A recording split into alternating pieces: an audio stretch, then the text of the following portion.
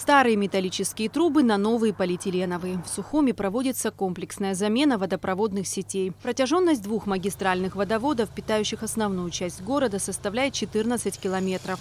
Один из трубопроводов тянется от второй насосной станции до резервуара на улице Дагестанская, второй – до пересечения улиц Айтгалара и Гулья.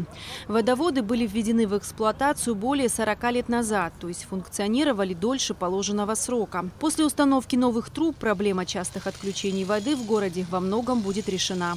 На водоводе, который идет на резервуар на улицу Дагестанская, работы завершены более чем на 80%, хотя завершение мероприятия планировалось в 2022 году. В конце 2022 года подрядная организация идет с опережением, и мы планируем в 2021 году завершить это мероприятие. И второе, аналогично, которое идет на пересечении улиц Айтгалара и Гулья.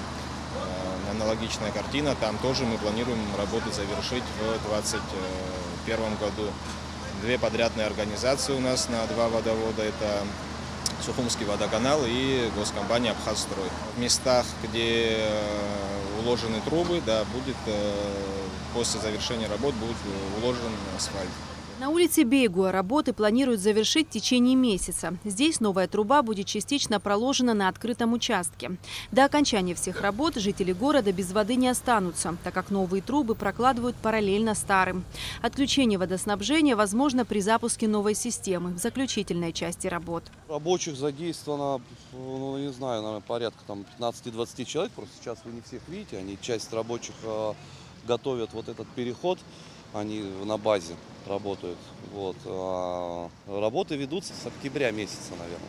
В течение месяца мы должны закончить все работы. Мы уже соединяемся. Вот там отвод идет, который с Войнавской, он остался. И вот пришла труба с Шеры, с водонасосной. Вот, не знаю, в ближайшую неделю мы соединимся. Дальше опрессовки, дальше какие-то моменты в люках, в колодцах. В общем, доставка оборудования. Капитальная замена водопроводных сетей в столице проводится в рамках российской инвестпрограммы на 2020-2022 годы. Общая стоимость строительно-монтажных работ по двум водоводам составляет 285 миллионов рублей. Эсма Голанзе, Тимур Гугохи, Абхазское телевидение.